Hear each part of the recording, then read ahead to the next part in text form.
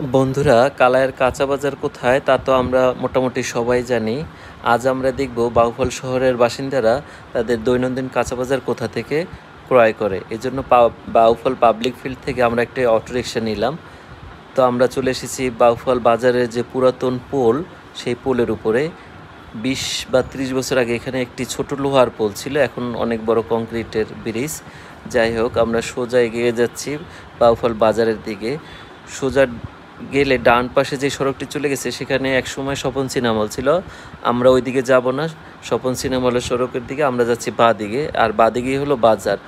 তো এই বাজারের দুপাশে, ডান পাশে এবং বাঁ পাশে প্রচুর দোকান, মদিমনোহরি দোকান বা অন্যান্য তরি তরকারি বিভিন্ন পদের দোকান। তো সামনে হলো বটতলা বা বকুলতলা, আমি ঠিক জানি না এই জায়গাটার নাম কি, আপনারা জানলে একটু কমেন্টস করে জানাবেন।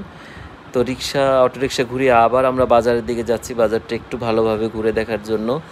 এখানে দেখতে পেলাম যে প্রান্তিক কৃষক বা খামারিরা আছে, তারা তাদের উৎপাদিত শাকসবজি, তারপরে দুধ, হাঁস মুরগি এগুলো নিয়ে রাস্তার দুপাশে বসে বিক্রি করছে। আর ডান পাশে যে কাঁচা বাজার দেখছেন, এখানেই মূলত মাছ মাংস বা তরি তরকারি বা অন্য মদিমনোহরি দোকানের মালামাল বিক্রি হয়।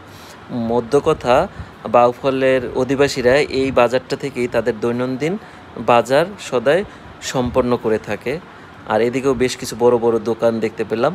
যাই হোক, এই ছিল আমাদের সংক্ষিপ্ত বাউফল বাজার ভ্রমণ। তো দেখার জন্য আপনাদের সবাইকে অনেক অনেক ধন্যবাদ।